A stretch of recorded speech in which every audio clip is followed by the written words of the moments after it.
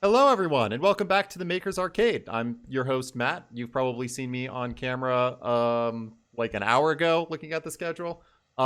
This is a pre-recorded interview talking about some of our featured games this year, and joining me is Eddie Melcer from Mixologist. Hi, Eddie.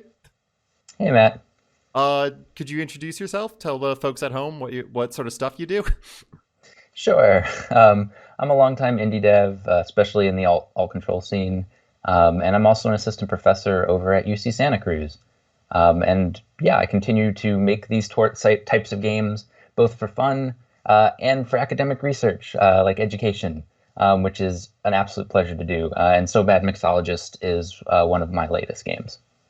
So this game is it's a great example of something where it's like, boy, I'd love to tell people that they can play it at home, but you do need to own two VR headsets and some custom cameras and a bunch of, I guess, flatware. Uh, could you describe what this game is and what an average play of this game looks like? Sure. So I guess I can start by just saying an average play of this game is messy, extremely messy. So the way Mad Mixologist works is I'm actually trying to explore like how swapping perspectives can help people develop like collaboration skills and empathy and these kinds of ideas. And so what happens is you have two VR headsets, and each player wears one, and it's got a little camera on it. And instead of actually looking through the camera on your headset, you're looking through the camera on the other player's headset. So effectively, your perspectives are swapped. Deeply And disorienting. deeply, deeply disorienting, but really, really entertaining. And so it takes a minute for people to kind of get used to it, and it sort of forces you to like really work with that other person in a way you don't in most like collaborative games and multiplayer, Mhm. um, because your senses are essentially tethered. You're seeing through the other person's eyes, and so the game will sort of prompt you with different like tasks and objectives, like pour the blue cylinder into the green cup, and then it'll tell you to do things like garnish or stir, which basically when you're everything's like reversed and you're looking Mhm. at yourself as you're trying to do this. It is a kind of surreal experience of trying to do it and extremely messy, especially with kids. They seem to love to just kind of like pour everything everywhere, It's have fun with it. so bold of you to come up with this system and then say, and we're going to use liquids for everything. That was the whole idea. It was just the picture of a really messy bartender. Yeah, I guess so. So I know you've shown this at Indiecade. What is it? What are some of the things you've seen people doing when they're actually playing it? In terms of how they start to collaborate with each other. Yeah, it's kind of amazing the different range. I've seen some people take on a challenge as trying to like close their eyes and just do it without like any stimulus. To like they're like reaching out and like touching each other to try and coordinate. I think most common is that they actually take turns and they'll like try and really like help each other, and they'll be like turn that way, no no no no that way, and then I think the best part is whenever anyone has to pour or mix something, because there's sort of a hold your breath moment as they very slowly start to tip, and the other person's like they have to tell the other person to move their head so they can actually see it getting Oh, poured that's in. delightful. Yeah, oh man, and so many people still miss even after all that. Yeah, It's great. yeah. Yeah. This sounds like a delightful game to be actually showcasing because you just get to sit there and watch people get confused and spill things, and then get excited when they get like half of the liquid into the actual right cup. Hmm. Exactly. And they get to keep the drink when they're done. So Ooh, it's sort that's of a a nice little reward bonus. for the Yeah. better you do. Yeah. Um, how did you come up with the idea for this? Because this is obviously like that's a non-trivial sort of tech investment and something that I feel like I'm trying to imagine what the like piecewise steps were that led to the final project. Yeah, it's actually kind of funny. This was sort of like a dinner conversation with friends at some point where we were just talking about like weird games that would be so counterintuitive for the players. Mhm. And this came up, and I was just sort of like, I bet that I can make this into an actual game that would be super entertaining with the right context. And so, like, the first thing that came to mind was actually chemistry. Mhm. And I was like, yeah, it's probably a little dangerous to be mixing actual chemicals. So, what would be something else that's safer, but you still get the kind of spectacle of trying to do that. And so this went through a ton of iterations of like, can I even technologically broadcast that to the like between the two headsets quick Yeah. enough, and like a lot of testing there. And then my wonderful students who were willing to like come in and play test when I wasn't even using drinks. I was just filling them with soap and stuff to like see can people actually Like eventually pour pour this? anything. Yeah, and like what's the right table configuration? Like how do you Mhm. set people up so they can collaborate? Yeah, it was a ton of fun iteration like that, and eventually we got to this space where I'm super happy, and now you have menu and recipes you can pick and all the fun stuff. And if I recall, the way that the game is actually working is on your headset, you're seeing a little heads up display of like, here is your next task overlaid Yes. with the other player's video. Uh, how? Yeah, I hadn't thought at all about latency. I imagine that's actually a huge potential problem spot. Yes. Yeah, and there's actually still a lot of stuff I need to probably clean up there at some point, but I've gotten it to where, you know, a few tenths of a second latency isn't too bad. Mhm, mhm. And yeah, it's just a bunch of video optimization. It's like, okay, how much can I shrink the video down? How low can I make the quality so that like I'm broadcasting it as quick as possible and then blowing it back up? And yeah, it was tricky, but one thing I was really worried about was, getting sick, like motion sickness, because Mhm, people get that in VR. mhm. But luckily, the AR seems to like cause that less. So, Yeah. so I've gotten around that. I've not seen anyone get like actually like uncomfortable in that way. Yeah, I found it really interesting the way this is an extreme tangent, but I'll bet you know some stuff about this, so I'm curious to bring it up. I got my first VR headset just a few months ago. You can sort of see it. Oh, here I am failing to Yes. point on my own camera. Um, um, and I was really interested in the almost mathematical way in which the industry has figured out here's how to not make people sick playing your game. Yep. It's fascinating to me that that's become such a, I mean, obviously it's a vital piece of understanding the technology, but that we were able to actually figure that out, because I sort of assumed that would be a near unsolvable problem, and I was wrong. I actually had assumed that for a while too, but then there were some tricks. I think the problem is still kind of getting the hardware to be fast enough to keep up with all that. But Mhm, yeah, I mhm. was really impressed that all those amazing UX researchers actually kind of figured out how to do it. So you mentioned that this is a game that you had some help from your students playtesting. I would Mhm. love if you could tell us a bit about the alt games lab that you run over at UCSC. Sure. Yeah, so coming from the indie space and becoming a professor, of course I had to take that with me in some way. And so coming to California, I was originally in New York for a long time.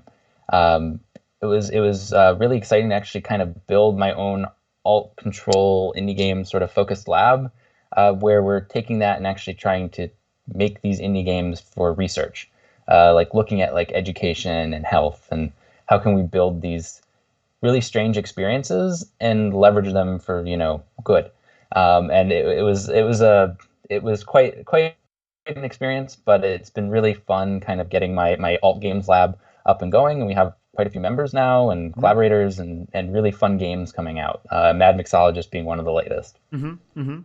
When you say games for education, that's taking novel interaction schemes and novel interaction mechanics and saying how can this drive home a concept and help someone sort of understand, say, a different, I guess, yeah, if you could elaborate on like what the goals are on the educational side. I'm really curious to hear about like what are some of the projects that are going on there. Yeah, for sure. I'm thinking a lot about that. It's like Mhm, how sort of one great amazing thing about alternative controllers is that they let you customize your interactions much more than like a standard like game does, because you're actually, so many people overlook this, but the controller is one of the most central things to the gameplay experience, and it really dictates what kind of games are best for that system you're working mhm. on. If you look back at like the NES, you could play Mario on it, but if you were to play Doom, which they did make a port for the Super Nintendo, it's an awful experience Terrible, because yeah. they don't think about those affordances and how like that controller, you need two joysticks to like disentangle navigation and like viewing. Hmm. And so this principle applies way more broadly into alternative controllers, where you can actually customize this entire interface to like convey and more strongly tie concepts, which has all this great potential for learning. And so a lot of like the work I'm doing is thinking about like, okay, so we can really mess with embodiment because I don't need a keyboard or any of those things. I'm just straight up hacking AR, Hmm. and that kind of thing is really easy to do. And so there's projects like that, or I have a recent project called Generation that I'm working on with my postdoc and a team of several other students, um, where we're actually incorporating 3D printers into the game. So it's fabricating the tangible parts of the game as you're playing with it. And you're building little creatures to like simulate evolution and like understand like how things change over time and how that impacts the predator-prey relationship and stuff like that. That sounds awesome. How, Yeah, it's a lot of fun. Also incredibly technically complicated, which yeah. seems to be the theme in my lab. Yeah, I can't imagine trying to tie a gameplay loop to the print time for a device. Yep.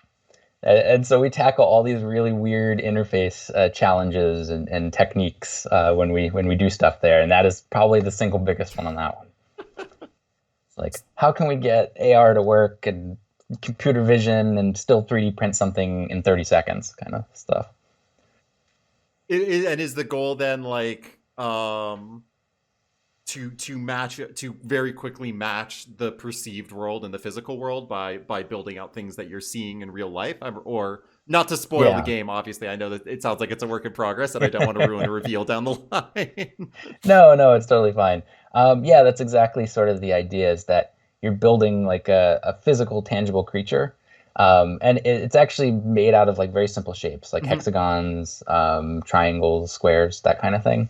And you connect them really quickly. And so we have a camera and we're doing computer vision and actually scanning the creature, and it's going into the game, and it uses the scanning of the creature and the pieces you've connected to sort of develop these properties of like, this one's stronger or bigger or faster.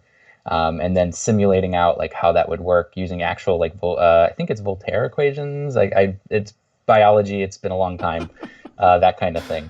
Right, to see like this new model is going to move 20% faster, so this other population is going to go down by this percent.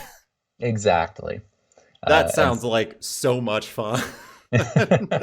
we've had a lot of fun playtesting it. um, Yeah. so what is the community like in the academic side for this style of game? I imagine like all control in general has been extremely on the rise, hampered a bit by modern circumstances. But I'd love to know more about like what the sort of movement has been in the academic scene to sort of try and better understand these types of games. hmm Yeah, I think that it's kind of similar. We've seen a pretty rapid growth in the academic scene. I think as we get people, as like, technology like Arduino just becomes really simple, you can buy it on Amazon for like a $30 kit Hmm. and kind of get started. Hmm. And I think labs are really, and researchers are really embracing like, how can we play with that interface, especially where I come from, which is the human computer interaction community. Um, we Conferences are actually really supporting this kind of work. We have special like tracks for it that we call like interactivity tracks, and it's like the big event of the conference is that evening where everyone comes together and sees these really wacky, not just games, but general strange interactive experiences people have made. Hmm. I've seen ones where people have like hooked, accelerometers into a soccer ball and you're like kicking it around and it's affecting like an opera music, and extra games where you're like hanging from bars and actually have to do pull-ups to like Uh-huh. complete the game. And there's so much weird stuff. And like academia is actually really interested in how you can start to leverage these things and like really understand what's going on in these systems, because technology is becoming ever present in our lives.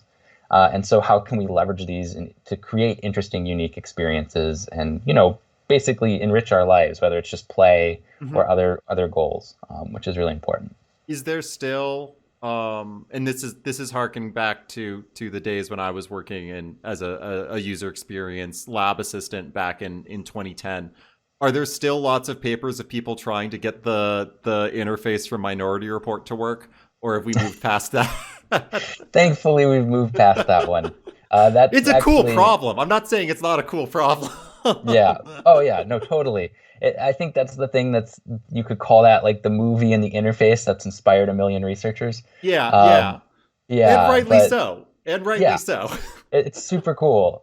But yeah, this is actually one of the first things I talk about, because I teach classes on these kinds of things. I Mhm. teach an alt control class. That's one of the first things I talk about is like thinking about the interface design and how that works for the user. Because I've heard all the amazing stories about like how Tom Cruise, like his arms would like go numb from having to hold them up that long on the set. And there's just, yeah. So thankfully, UX and HCI has sort of moved a little bit past that of like, okay, this interface will kill you. Why will it kill you? And how can we make this a slightly more pleasurable experience? And so yeah, there's versions of it, but now they're more like finger based or like a slightly different full body that doesn't force you to hold your arms up the entire Yeah. time. Yeah, Yeah. yeah. And I know no there's tons of I think with I was about to say extreme success that VR has had. I don't know that VR has had extreme success, but it certainly had success. I don't know how close we are to a headset in every household. I imagine that's still a ways away. But it Hmm. feels like there's a lot more high level interest in like I think is it Facebook that's making the wristwatch tracker, the like neural Yes, interface. Yeah, there's a lot I more. actually There's worked at that company. Yeah. oh wow, okay. Well, don't give away any trade secrets because I Yeah. imagine. But yeah, like it seems like we're constantly on the cusp of like the new I was gonna say minimalist, but it's like minimalist and also maximalist interface technology. Yeah, I would say that's 100% where we are. And I think we may not be at like a headset in every household yet, but we're Mhm. pretty close to that in every lab, at least in like the HCI field and things, is just everywhere kind of has a headset. I think universities and things like that too. There's a makerspace and there's that kind of fun stuff that, Yeah, yeah. yeah. Which is creating tons of opportunities for people to get like started in this sort of work. Hmm. Which actually brings me to the next thing I wanted to talk about. You mentioned that you had spent some time in the indie scene in New York. How did you sort of get started in game design and game development? Um, yeah, I had sort of was at NYU, which was where I got my master's and PhD, and before a different university in New York for my undergrad. Um, and there was an amazing indie scene there. And so, as a university student, I took advantage of the, you have school, but you also have that free time to really explore, and Hmm. started making some games. One of my first indie games, alt control indie games, was actually when I was like a college undergraduate, like senior, junior. And we made a game called Veterinarian's Hospital Rough Day, which was basically CPR on a stuffed dog, like the saddest looking stuffed dog controller you could ever see. We wired it up with all the instruments. Total New York experience. We walked into a thrift store, Oh and yeah, there's just that's like the strangest stuffed dog I've ever seen. Like it looks so sad, and it was perfect. So the game sort of wrote itself. But yeah, that sort of had been the experience of like New York and that amazing community, and really getting to work with them. Ed, for folks watching from home on the 27th, which is when this will be airing, stay tuned for the end of our showcase when we give a stream key to Baby Castles, and you can see firsthand what that sort of world looks like. um, we're almost out of time here, but before we sign off, one question that I'd love to hear your thoughts on, Eddie, is if folks at home are watching this and are thinking, "Hey, Off Control sounds kind of cool," what sort of advice would you have for someone who wants to get started in that field and started in that sort of like exploring new types of interaction and new types of interfaces? Hmm. Um, yeah, a couple things. One, don't get discouraged. Whenever you're working with weird tech like this, it takes a while to get it working. It's totally the DIY. Like you've got to really like iterate and experiment, and like it's the new frontier of I have no idea. Which is totally fine, right? That's actually the best place to be in, because when you're Mhm. working in those weird interactions and spaces, that's where you come up with the really fun gems. So don't give up. Iterate a lot, playtest a lot, And there's actually a lot of really useful like techniques and things that you can do, like test it out with your body first, like before you go building any crazy hardware. See if that actually makes sense. See if it feels like a thing. Yes, before you go spending, 20 hours or 40 hours figuring out the technical side of it and then being like, oh God, I can't do this because my arms go numb from holding them up too long or something like that. So, things like that. Arduino is your friend. 3D printing is also an amazingly cheap, accessible tool. And so the barrier to entry is actually becoming a lot lower. And there's so much cool stuff that even with just like an Arduino and 3D printer, you can make in terms of custom interfaces and experiences and things like that. Right on. Yeah, I mean, as part of this event, I started like digging up all of my Arduino stuff for the first time in a few years. It was just like, God, it's so easy to make something really fun to just like fidget with. Yep, exactly. It's the thing I talk about in my class all the time. Is like, you just get to map input and output in all these different ways and just think about how you can map those in new and weird experiences. And that's all you got to do. Right on. Well, Eddie, thank you so much for taking some time to talk to us. If folks want to learn more about Mad Mixologist, you can check out edwardmelcer.net. You're also on Twitter. You can also go to, I'll post in chat because I'm realizing I forgot to put it in the stream overlay. I'll post the URL for the Alt Games Lab if you want to check out some of the work that's there. And thanks again, Eddie. Yeah, thanks, Matt. It was a real pleasure. I'll see you later. Yes, see ya.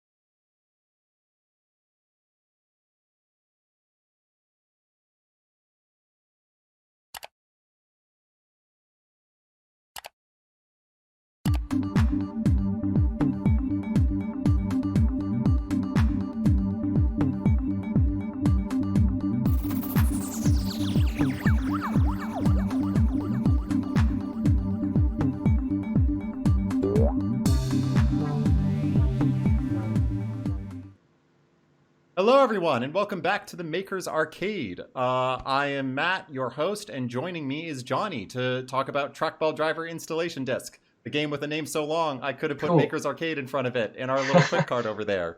Hey, Jonny, how's it going? Good. To introduce myself to everyone, anyone watching, I'm Jonny. I like making a wide variety of things that play with interfaces, which may or may not be called games or custom controllers or whatever you want to call it. And I'm excited to talk today about Trackball Driver Installation Disc, a game that tries to bring the alt control wacky arcade experience that you might have at a conference to your home. Yeah, I mean, it is a really, really interesting one. How did this game get started? Like, where was the starting point for you with this? So this was actually a game made for a game jam, and the game jam was based on the Famicase art collection, which is where people submit their own cartridges for made-up games. And this was probably 6 or 7 months into COVID, so I wanted to make more alt control-y sort of games, and Game Jam came along, and this one cartridge screamed out to me because it was a game for an imaginary controller that didn't exist. So credit to the original concept to Mushba. You should check them out.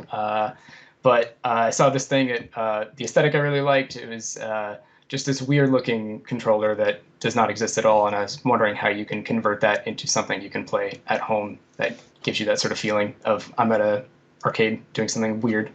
And you came up with, let's take this fantasy controller, crack it open like an egg, yes, take out the yes, and then roll making with it as nonsensical as possible. Yeah. No, I'm fortunate that I have back problems, so I have this like stress relief ball that looks exactly like that's model. Perfect. I saw that earlier. I only have a tennis ball with me, but you have it spot on. Yeah, it works really well. I mean, it's funny how such a obtuse and somewhat blunt method of reading keyboard input actually works with the sort of accuracy you need to avoid some obstacles. I personally still have a lot of trouble slowing down for the lasers. That's the hardest part for me. But that's my skill set. Yeah, I with the lasers, I realized that too many of them kind of took out the fun of like just building up momentum by rolling your keyboard back and forth. So I tried to make a lot of stuff like fun to jump with. But yeah, glad that it works. I had to individually map each key. Giant if statement. You know. Is it checking for combinations of keys then, or is it just sort of like once you hit a certain row or column, I guess, on the keyboard? Yeah, it's a certain column. So each column, like there's like the move right extremely fast, move right like a little bit fast, and then there's the middle one, which you're supposed to just if you're not trying to move at all. And then there's the left. Good luck getting to that. Yeah. Yeah, it's quite fun, and anyone at home who wants to play, it is available for free, right, on itch? Yes, on my itch page, and it's there's a web build of it too, so you don't have to download anything, provided that you don't actually accidentally hit a key that closes your web browser or anything. Haven't run into that, but that is why I got the desktop build. I was thinking about exactly. And other tips, make sure your desk is level. Mine's not. Learned that last night. Oh, that's okay. I've not heard that one. Yes, I usually declare a bunch of space on my desk. No, I just there's we'll run some footage of me playing the game, and you'll see a few moments when I like sort of grab the ball and put it back in the middle of my desk before it rolls off. Nice. So this is not the first time that you've done alt control games. I know. I guess what sort of draws you to alt control as a game design aesthetic and as a style of game to be making? Yeah, great question. I guess I've always been sort of interested in anything lying outside of the game, which includes the way you interface with it or any sort of like temporal constraints or metagames.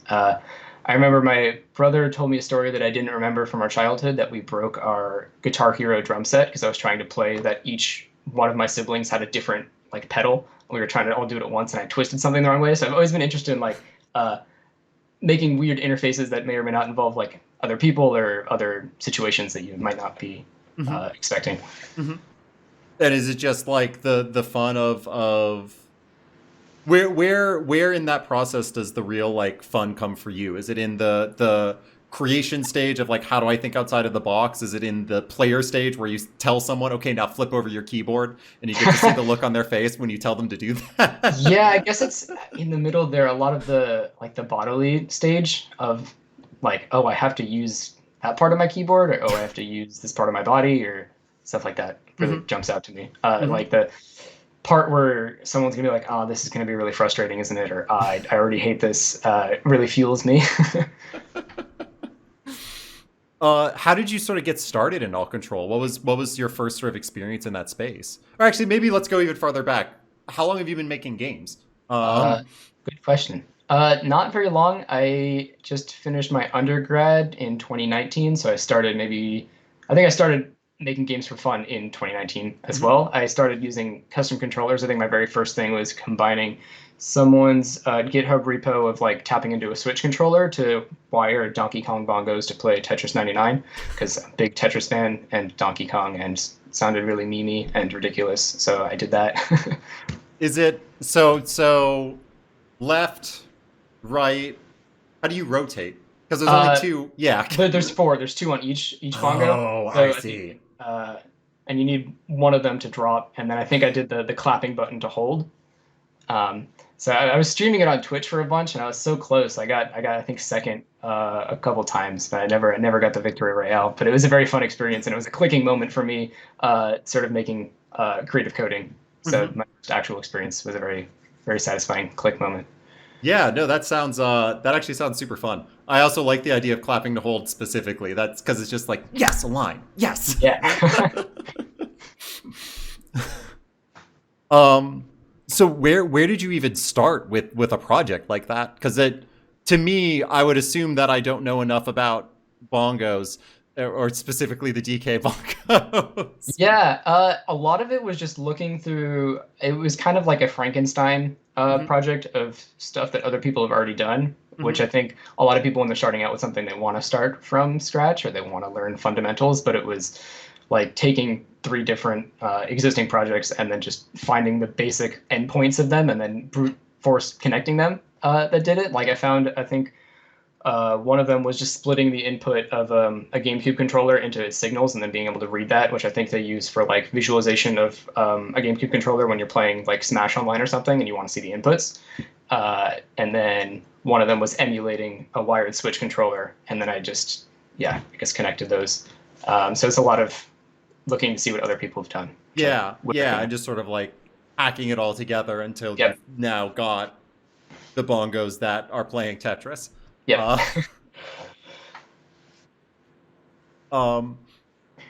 What, like,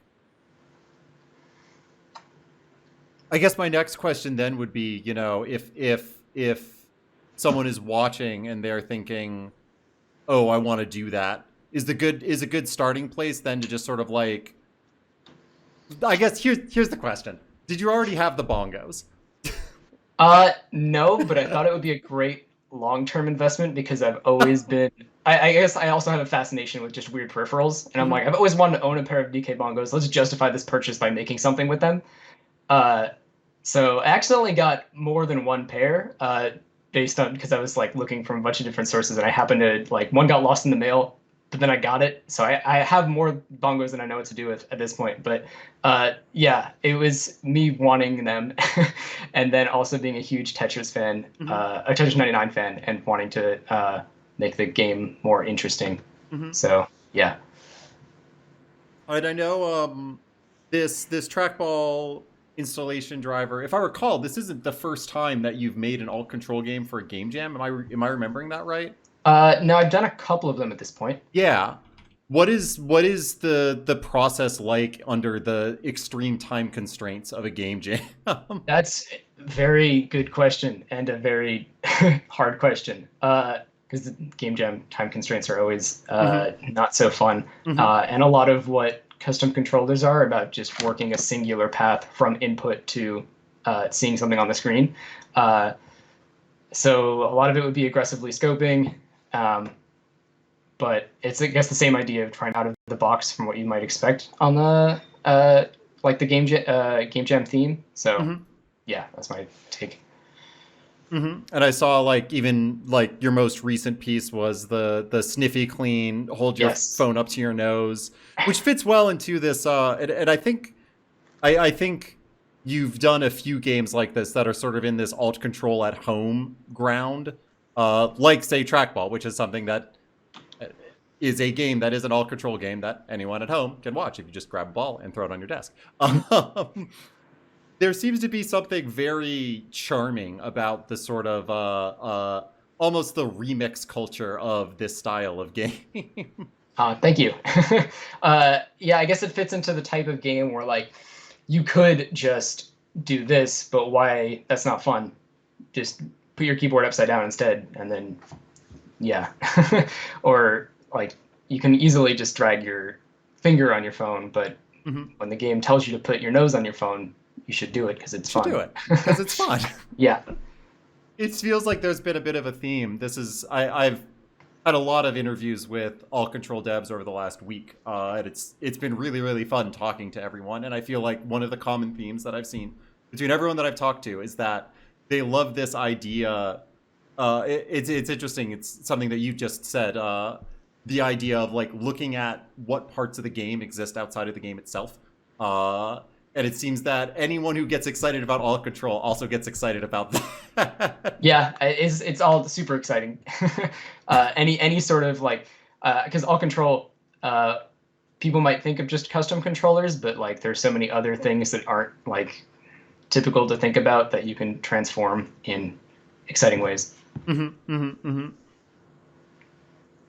I guess one of the big questions I would have for you is sort of like, what sort of stuff are you still working on? What sort of ideas do you have that are, like, coming down the pipeline? Obviously, don't break any NDAs or anything like that, but I am curious. No, I just work on tiny little games by myself. But I was doing a couple prototypey ones. One I was working on for the alt control at home game jam, but got sidetracked because the holidays and didn't finish it. But I have a prototype where it's a mouse racing game where you are like a little cartoon mouse on a mouse, and to race you have to, like, move the mouse along the surface to propel the car forward. So that one's in there in the bank of possible silly ideas. Another one I've been working on recently is using the sticks on a controller to rotate a conveyor belt. So like you have all these boxes falling, and it just became a rhythm game as of a couple days ago. But if you rotate one of the sticks like left, then the conveyor belt goes to the left, and if you rotate it right, it goes to the right. And there are two of them, so you have to just multitask, and then you can also move the conveyor belts with the triggers or the shoulder buttons. And it's just I'm trying to make chaos. Is chaos a common theme in your games? Because I feel like Trackball for me is inadvertently chaotic just because you lose control of your character. But I'm wondering. That is something I pursue. There's a fine line between a good chaos and bad chaos, which I struggle with in my game making. But yes, definitely an inspiration. It's like the light side of chaos and the dark side of chaos. Where yeah, it is such a thin line between this rules and this is unplayable, and I think it's worthy of exploration. Yes, exactly. That's why I'm also so inspired by all control games. Like it's either this shouldn't work based on the way that it looks, but it works so well, or this is so close to breaking, but it holds itself together. Yeah. I hadn't thought about that, but it is sort of like reflecting on all of the games that we have this year.